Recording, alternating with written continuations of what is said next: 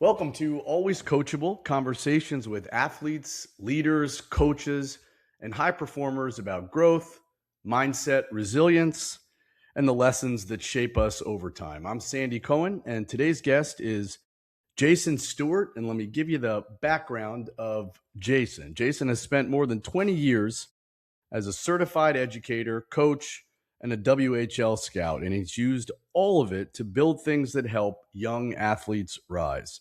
He founded Northern Alberta Extreme, one of the top hockey schools in Western Canada, and helped lead it on the executive committee. He taught and coached at the Edge School in Calgary and St. Francis Xavier in Edmonton. And more recently, he founded and started Mosaic Sports, a high performance network for hockey players and families to find support for mental resilience, training skill, nutrition, and advising, and much, much more. Along the way, he's helped countless student athletes reach junior, college, and professional hockey. But what stands out to me, what I think, is that he's always built the room, not just coached in it. He's a father, husband, a teacher, a coach, and in my opinion, I think he's a pretty legit visionary. And Jason, here is why I wanted you on the show, my friend. You've spent your whole career developing other people and building places where they get to grow. And I think that's very, very rare. Most people seem to pick one. You've done both again and again. So Jason, welcome to the show, my friend. Thank you very much. I'm very excited to be here and chat hockey with you. Yeah. That intro, some of the things there, is that how you would describe yourself? I know sometimes that can be a little uncomfortable to hear people chatting about you, but is that how you would describe yourself? Yeah, I think that's pretty encompassing of my experience over the last couple decades. Primarily education. I taught high school for a number of years and worked in skill academies with kids. My wife is a principal, so I'm very dedicated to education, as is our family, and I like to put myself out as a dad first and family guy first. But yeah, educator, both in the classroom and on the ice. So yeah, it fits well. Take me back. Which kind of came first once your playing days were over? Was it the classroom that came first? Was it on the ice that came first, right? That kind of teaching or coaching role? Which one started it? You know what? When I finished playing college hockey here in Alberta, I was pursuing my education, and I came to a crossroad playing and in university of, do I continue my education? Do I continue to pursue hockey? Maybe explore some minor professional opportunities in the U.S. and different places. And I chose the classroom. I chose to finish my education. I wanted to, continue down the path that I'd started for a couple of years in college, and then I transitioned to the University of Alberta here in Edmonton, finished my teaching degree, and kind of never looked back. So, from continuing my personal education, I ended up in a classroom setting at the Edge School, and I was a teacher. I was teaching English. I was teaching social studies, biology. It was a very, very small school when I started there. So a lot of the teachers and teaching staff had to wear multiple hats in terms of what your day to day looked like. And mine started in the classroom. I'd kind of hung up the skates at that point, was focused on my education pathway. And for the first couple of years at the Edge School, I was just focused on being a teacher. And then the Edge School grew, and it had that athletic component to it. They had some hockey players and dancers, and as they were growing and establishing themselves as a school, my teaching and education in the classroom, I guess my day to day morphed into getting back on the ice and teaching skills, helping young athletes pursue their dreams and chase. But there was always that education component for me when I started. What do And you then just think? What do you think some of the similarities might be between the skill set to be a teacher in the classroom or an educator, and kind of the main role that you have now as a coach to athletes and helping educate athletes. Like what are the similarities? I think you're fostering development. Whether it's in the classroom and it's an English class that you're teaching, you're teaching transferable skills and fostering development in students.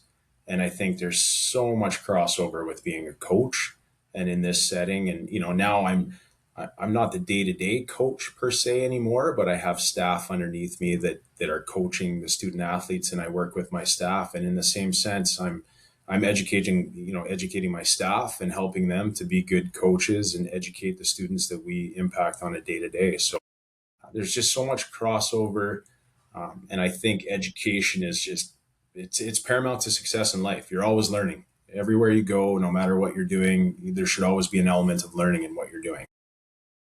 Do you find that when you really kind of started in the classroom and or on the ice that, there's two parts to that. I hear that a lot with the people that I've been speaking to on this podcast. They say exactly what you just said. And I know now that they also mean a bigger piece, that not only are they doing the teaching so that others are learning, but they themselves seem to be very focused also on learning more about the craft. Is that the same for you? Yeah, 100%. I mean, in my early years as an educator and coach, I had an opportunity to work with an individual that coached at the National Hockey League level. And some words of advice from him passed on to me early on was, the minute you think you know it all, it's time to retire. So Yeah. you have to approach every day with the mindset that, what can you learn today? How can I get better today? And how can I take those lessons and impact the people around me? So, it very much that mentality in my life. If you take the 18-year-old version of you and sat him down and told him that the path that he was going to be on is the path that you have chosen right now, do you think he'd be surprised? Do you think he'd see it? I mean, was it something that you always kind of thought about? Did you know that was going to be in the future for you? Uh, no, I mean, the 18-year-old me would have had, He was in no, jail. He was probably in jail. no, no idea where he was heading. I had Yeah. no clue, and it's funny because I have a 19-year-old daughter right now that's just completed her first year of university. And I've taken a lot of that approach with her. Just enjoy the ride and look at what the ride presents in front of itself. There's going to be multiple pathways that you can take at any given time, and take your time to really enjoy where you're at, and don't focus too far ahead. Don't focus too far down that road, because you never know where that road's going to lead and what other road's going to pop up. Yeah. So, I'm still very much like that. The opportunities that present itself to me on a daily, and I'm very intrigued and continually looking at the roads in front of me, of where this might take me. I don't get too far focused in front of me. I like to just be in the now. Do you remember a time when, as you were teaching and then the various places where you were, the evolution of hockey teams or programs kind of jumped in? Do you remember when you kind of flipped a switch and you really kind of started thinking bigger and about creating, right? Because not everybody's like that. There's one's not good, one's not bad, but I do think there's a certain type of person that is always chasing that, what if, right? Like, what if we grow? And it can be nerve wracking, but do you remember when that kind of happened for you? Yeah, I would say for me that transformation where I really truly started to look in the mirror and want to bet on myself occurred in my later years at the Edge School. I was in a situation where I was working, for a board and for a principal and other staff in an environment that, we were very successful, but I kind of always had a vision and a mindset that I could do this. I could do this on my own. I think, you don't want to say you can do it better. I could do it differently, and be successful. And I think that is really the crossroads for me. When I left the Edge School in Calgary and I came back up to Edmonton, and my sights were truly set on starting my own program, managing the program the way my vision was, hiring the staff and the people that I felt would be key contributors to what my vision was.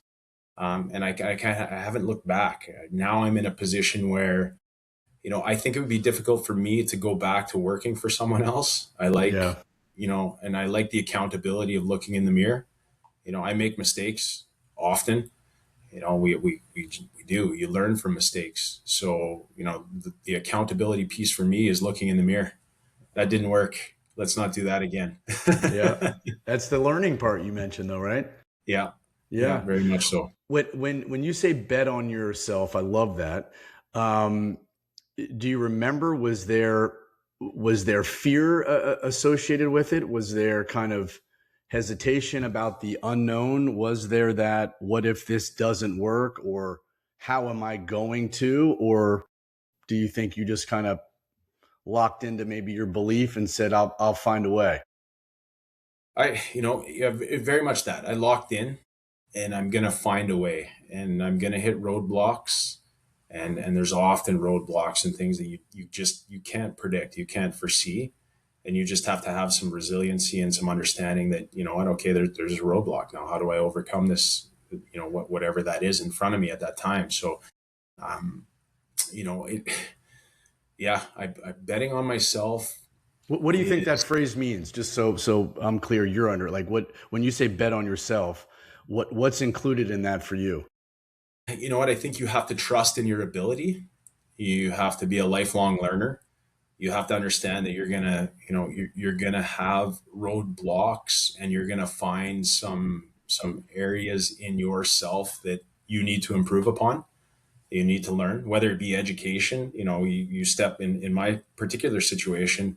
In large part, it was education based programming that I was involved in, but then came the business side, and I don't have a business acumen or background in finance or anything like that. So you learn and you're forced to learn. And there's, everything from taxes to understanding the legal side of things. As you know, when it comes to a business, you're just resilient. You know that you're going to have to learn things. You bet on yourself and you ask the right questions and you look for the right people to give you that guidance and everything that you need. And, I'm not reliant on other people. I believe that I have the ability to figure it out, but I'm not ashamed to ask questions and I'm not ashamed to look for people for advice that have been down this road before me and can offer me that advice. So I think that's important too, is using the people around you and the resources to help you.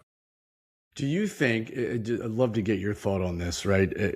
We're about the same age. I know I look 25 years younger than you, but Perfect. yeah. Do you think, right?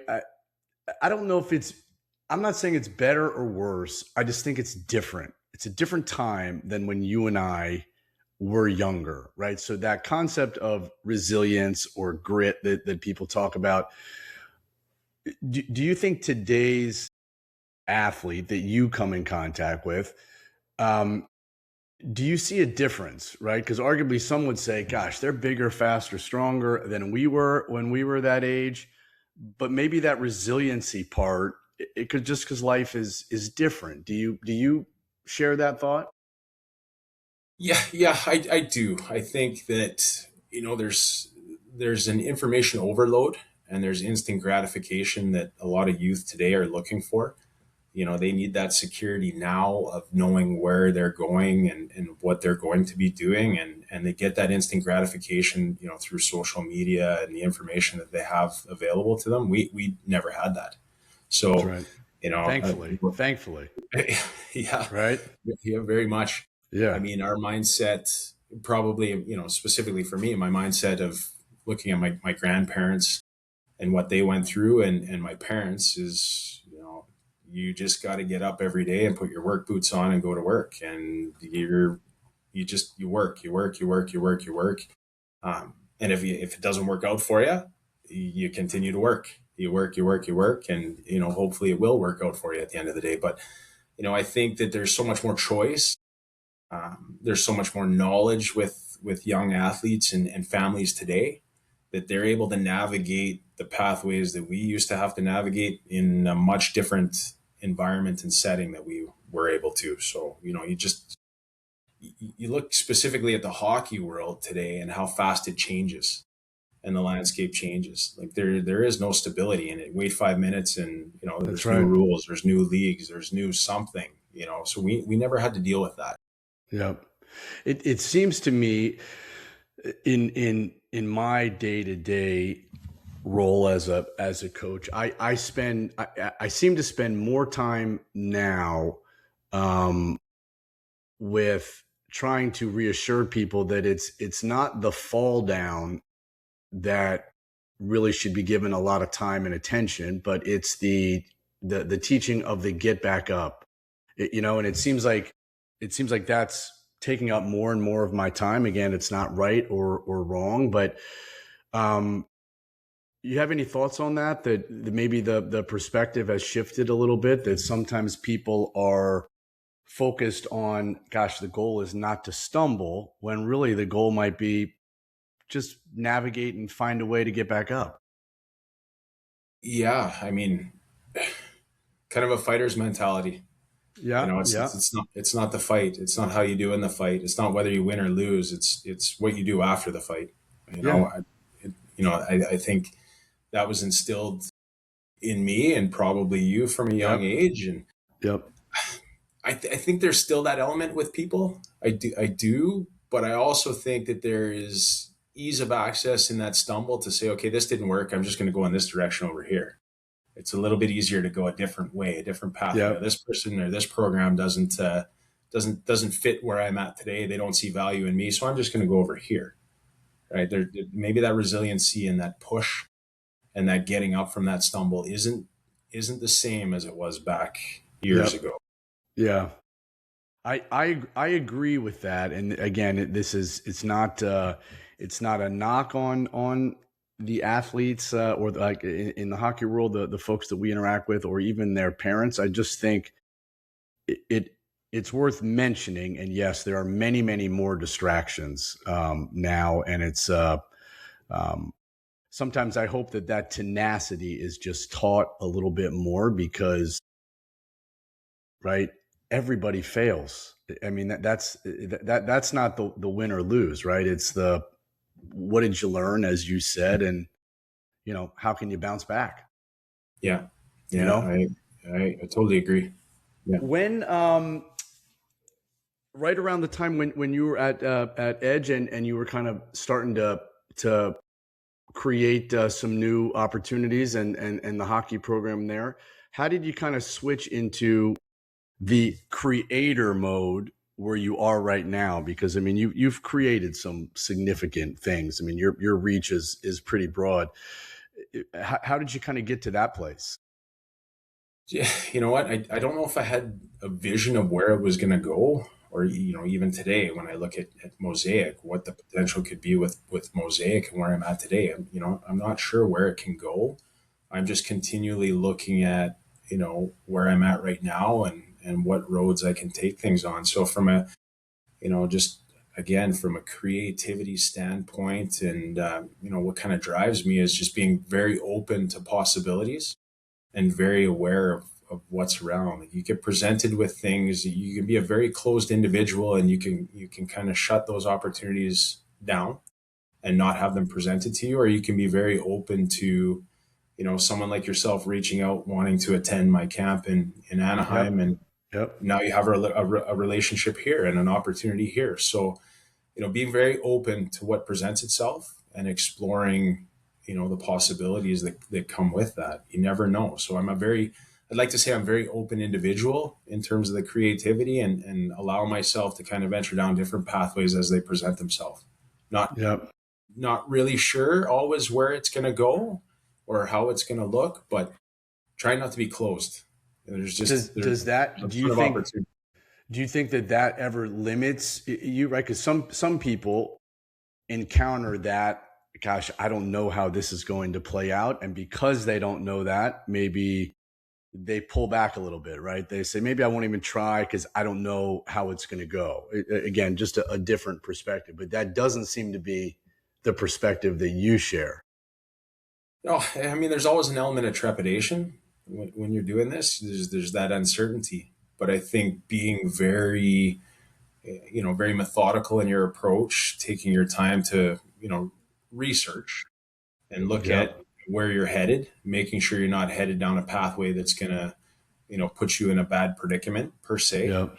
But, you know, being open, I think, is important. And at the end of the day, if you're methodical in your approach and you allow yourself that time to explore these opportunities, good things can happen, and you might close the door. You might go down that pathway and be like, this just isn't where I'd like this to go and head. And thanks, but no thanks. I'm going to go a different direction. So, just being able to move and ebb and flow with what's in front of you, I think, is important. So, for me, I've been able to establish some phenomenal relationships. I continue to do that on a daily, just by allowing myself to be open to conversation and to talking to people and explore, what's out there. Every single person that I have encountered on this podcast journey. So I was telling you, I think you're the eighth, or seventh or eighth or ninth one we've chatted with.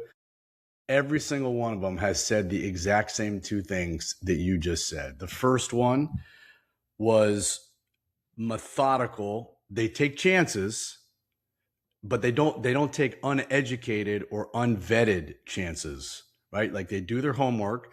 So they certainly have the guts to move forward, but that doesn't mean make bad decisions, right? Go through the process.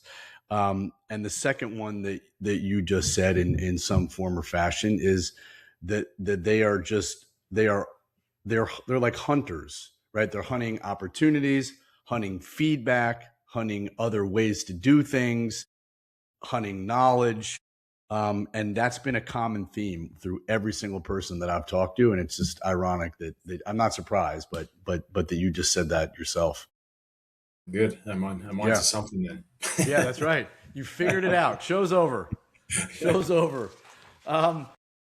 What from a hockey standpoint, are you happy with all the stuff that you've been doing over the past a couple of years? I mean, you're in a position where you certainly have a lot of reach, a lot of impact. I always love chatting with people that have really dedicated massive parts of their lives to having positive impact. So just from a hockey standpoint, what have the past couple of years been?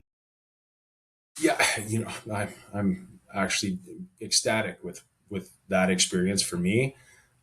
I've had the fortunate opportunities to just be a part of a lot of great journeys with young athletes and see that success in them. You can look at the ones that have made the NHL that are currently doing very well in the NHL, that, Dylan Gunthers of the world with Utah and individuals like that I've been very fortunate to be part of that journey with them.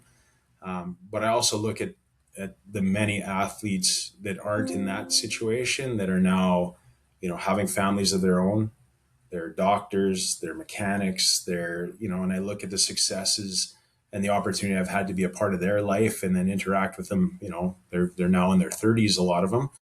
So I get to see where they're at, and a lot of them are actually coaching and giving back to the game too. So for me, I'm ecstatic just to help, be a part of other individuals and their dreams, and help hopefully provide a little bit of insight and assistance along the way, and be a part of that. It's just, to me, I get to relish in the success of everyone else. When I see Dylan Gunther score 40 goals in the NHL, I get to sit back in my chair and celebrate that. I'm just ecstatic for him. Or when he signs his contract in the NHL for 7-7, to have a really big contract ahead of him. I look at the young kid that I had at 14 years old and go, it's amazing to see where you're Unreal. at today. Yeah. Do you remember a time when you realized that, of course, when you got into this, it was certainly to help people and to help hockey players, and we all want those success stories. But do you remember one of your, or I'm putting you on the spot, but one of maybe your earlier success stories that maybe the success wasn't advancement in hockey, like you were just kind of referencing, but maybe they took the lessons that you taught them, whether it could be believing in themselves or just whatever it was. And maybe they shared that with you, or you kept in touch with them, and then you kind of realize, gosh, you know what? The true measure of success, maybe it's not just these guys and now gals are making it to professional hockey, but maybe they're just the best mechanic and the best husband they could possibly be. I mean, do you remember kind of when that switched for you, or did it? It's ongoing. I look at the kids that come into the program that I have today in Palm Springs and stuff, and I just, as long as I'm involved in this on the day to day, I'm in the now. I'm celebrating every one of the student athletes that comes through our programming doors, and happy to see where they head. And there's a lot of success stories from years past when we got going with NAX, and even the kids at the Edge School that I initially started coaching a long time ago. But I'm very very much in a position where I'm looking forward to the next, and the kids that we have today, and making sure that what they have in front of them is the same as what individuals in the past have, and even more so.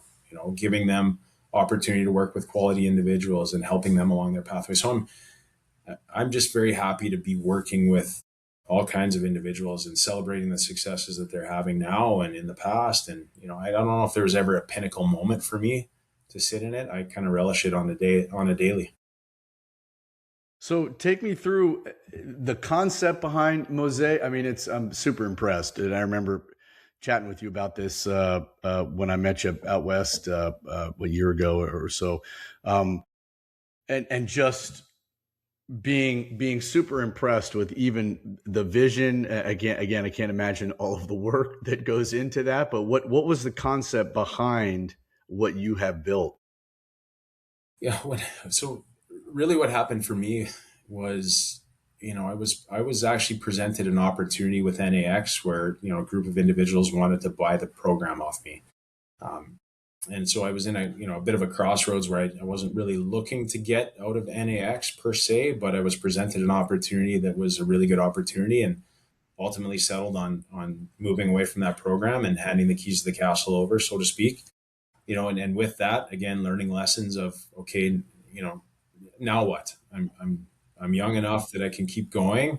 I don't have the ability right now to fully retire with young kids and a family and everywhere where I'm at. So I've got to carve out a path doing something else. So, through reflection on the last essentially 20 years of teaching and running programs, what I'd learned is that there's a lot of opportunity to help individuals by connecting dots and connecting them to good development resources and professionals. And you're always inundated in my life, in my position where I'm at. You're always inundated, people asking, well, which skating coach should I go to? Who should I talk to from a sports psychology side? Do you Yeah. know someone that can help me with my shooting?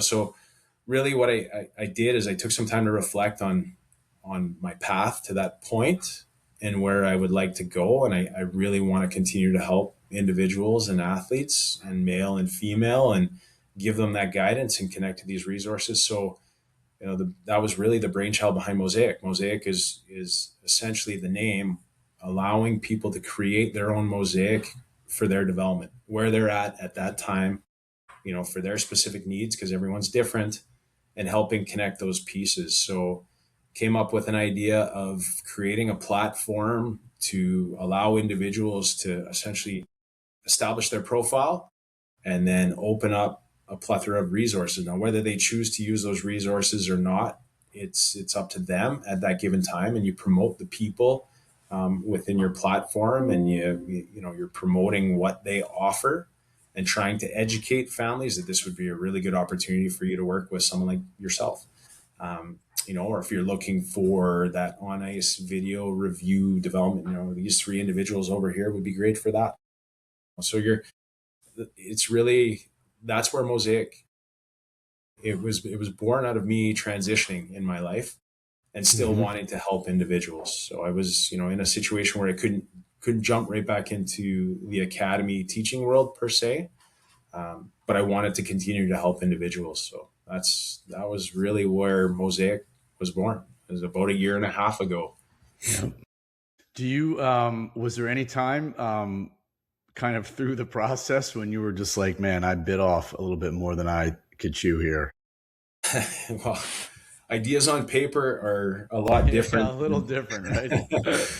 than making come to fruition, so to speak. Yeah. So, Yep. when it came to the technology side of things, I was very fortunate in this to have a a longtime friend that had a really good business acumen in Justin Reynolds. And, he helped on the business Yep. side.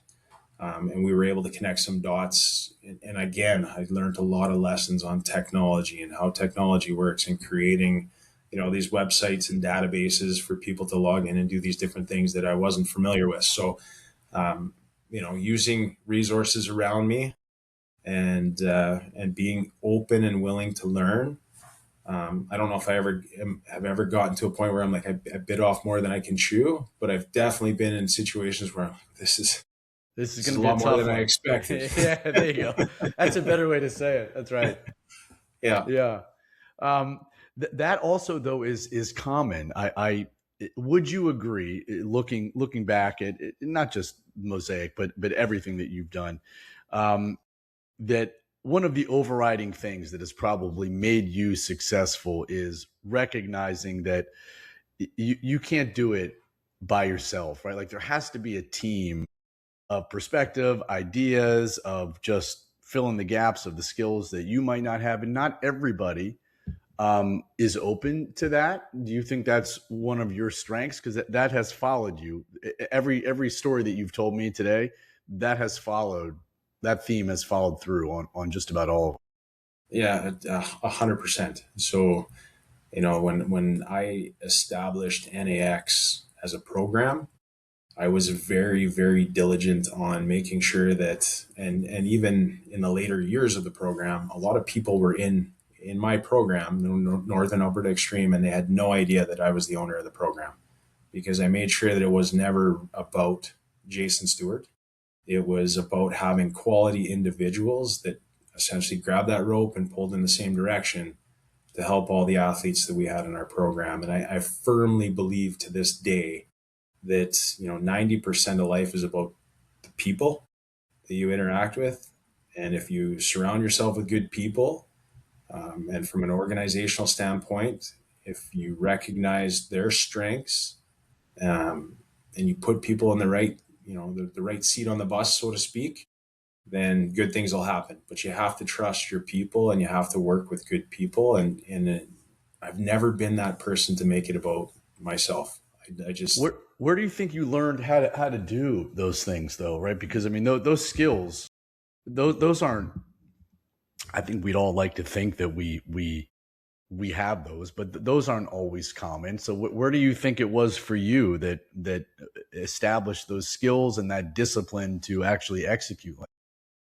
I think you learn a lot of those values by being in team sports. If I you agree. truly, if you truly relish what team sports can do for you, and you learn and you grow, it's not just about the sport, but it's about understanding the strength of the people around you, whether it's your coaches, in hockey, or your teammates.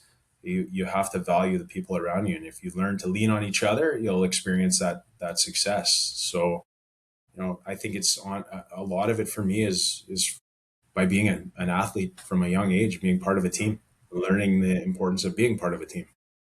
Are there still things? I think I know what you're going to say here, but are there still things that or attributes or skill sets that you yourself find that you're working on to better improve how you interact with others, or better ways to lead, or how do you keep growing? I really lean on probably the most important person in my life, and my wife, and she's been, we've been married for She's 22 she's on years. she's on the other line. That's the right answer. That's the right answer. Come on No, out. No, I'm kidding. I'm kidding. she's an amazing individual, and she's in a position as a school principal where she deals with the staff, and I've learned a lot of valuable lessons through her and her interactions in her area of work. And yeah, we're both in the education field, but I lean on her a ton. And I would say, the biggest area for me is probably communication. I think you can always learn how to communicate more efficiently, more effectively. And communicate, communication, as we know, is not necessarily the words that are coming out of your mouth, but it's your ability to listen and understand and truly be there for someone. And I think those two pieces, my wife being number one, and really leaning on her for, for advice and some lessons, because the other thing there is she's removed from the world that I live in. She doesn't Yeah. live in the hockey world and the sporting world. Yep. So when we're talking about, any type of issues that pop up for me, she's really able to provide a different perspective. And it gets me thinking, this is different. You're a different world, but I can apply a lot of what she's saying, or how she's handled situations in her world. It's been a godsend for me. So she's amazing. So two questions on that. The first one is, um, do you think that the communication element is the reason, your ability to do that? And I would agree that is a, I know you're not tooting your own horn, but I would say that about you, that your communication is very, very solid, going both ways. Do you think that's one of the reasons why those all these people call you advice and connect me with this? And the second question is, um, were your kids like, this is a joke? My mom is a principal and my dad is a teacher. Like, this is the worst luck ever. Yeah. No, You don't have to well, answer either if you don't want to. my kids might feel that, but they Yeah. haven't expressed that. So, Yeah. Yeah. I got it. and Well, they, they're here too. Kids, come on out. No, I'm kidding. I'm kidding. um, How, how about how about the first part though? Because I mean, you gotta be. I know you're a humble guy, but you have to acknowledge that. I do. I think that a lot of people respect my ability to do that. And I think, the interactions that I've had from an education standpoint and being in the position that I am with the hockey world. But I also think it's my experience that allows for people to find that trust. Like, I have a very established network. So you look at it when people reach out, I think that there's a trust element there. I'm never, I really try to present a very good picture for people of what the world looks like, and never try to steer them in any one direction over the other. I mean, it's your path. I'm here to support your path. Yep. This is what I know. So, whether you're looking at this route, or this educational opportunity, or this development provider over this development, this is what I know, and this is what I can present to you. I'm not here to tell you what to do. I'm here to, present my knowledge. And I think I have the ability to communicate that well with people. And in turn, there's that trust. I don't even know if you remember this, but this was early on, and I said this to you before, probably privately, but I was very, very appreciative of when I reached out early. You didn't owe me anything. You didn't know me, but I love the fact when people, it can't hurt to have a conversation. Who knows where it's going to go? But it can't hurt to have a conversation. But one of the things that struck me, I remember this, was that as we were just kind of talking, getting to know each other, we both kind of said what you just said in like our own languages, that basically was like, we get to look at clients and families and younger people all the time and really authentically say, my only interests are in the best interests of you and your family. Like, ultimately, I don't care who you play for next year, right? Like, we're just trying to help you maximize your potential. And but I remember you kind of said something like that early when we talked. And that's it's a long-winded compliment to you, because I agree with that philosophy. Yeah, I appreciate it. I do. I mean, everyone's path is different. So, you can't try to fit everyone into that same box, and push in that same direction. Everyone's pathway is different. And wherever that pathway takes you at the end of the day, that's your path to navigate. I'm Yep. just here to offer what I can to help you navigate with a little more insight than maybe you had before. Yep.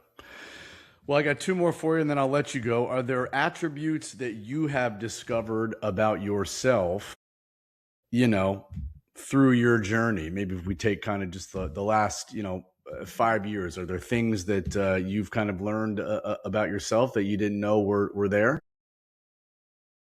Yeah, I think for me, resiliency, and not being scared of failure. When you're young and you hate to lose, and losing is, and that's something that I see in and my son, he's just a little guy at 7 years old and hates to lose and hates to lose. And in life, there's a lot of obstacles, not that you're losing, but you're going to fail. And understanding that you can fail forward is a big thing that I learned in myself is that resiliency and my ability to fail forward. Okay, this didn't work or that wasn't successful. So where do we take that? That's probably the biggest attribute I learned in myself is I have that ability to pick myself up, dust myself off, fail forward, and keep going. I love that. And not let any of that deter me. It's tough, right? It's tough with the little ones, right? I mean, I was not a good loser myself, like admittedly. I mean, there are many probably broken like ping pong paddles that like should not have been broken for any reason. I was just unable to control the emotions. But so the last one is, so this phrase, always coachable, like what does that mean to you? If I just kind of hit you off the street and said, hey, this show's about always coachable, what does that mean, if anything, to you? I think it fits very well with my individual pathway and see success in what you're doing. I think you have to be always coachable as being always open to opportunities. Don't be closed. Don't negate the conversation that pops up via some random email or Facebook reach out or whatever the case may be. Just be open to possibilities. And if you're open, you're always going to have an opportunity to experience a pathway that you maybe never knew was there. So being coachable is just never being closed. Don't be closed-minded, be open. Well, if people want to learn more about you or Mosaic or the other 75,000 things that you have going on with yourself, where would you like us to send them? Yeah, I think email is always good. So mosaicsportsco.com is our website, and my email is jasons@mosaicsportsco.com. That's probably the easiest way to connect with me. You can find me on the limited social media platforms that I'm on. They have some connections there, but I'm definitely not young. Not there. But yeah, that would be the easiest way, is connect through Mosaic Sports. And I'm, like I said, always open to connecting with individuals and open to opportunity and working with people. So I really, really genuinely appreciate the opportunity to connect with you today. Come on, man. It was such a pleasure. You were certainly one of the early calls. So thank you for participating in this and putting up with this nonsense for 40 minutes. And for those folks who are listening, thanks for spending time with us here on Always Coachable. If this episode gave you something, we hope that you share it with someone who's still growing, and you can find us wherever you get your podcasts and on YouTube at Sandy Cohen Official. And remember that the best never think they've arrived. So stay curious, stay humble, stay coachable. I'm Sandy Cohen, and we will see you next time.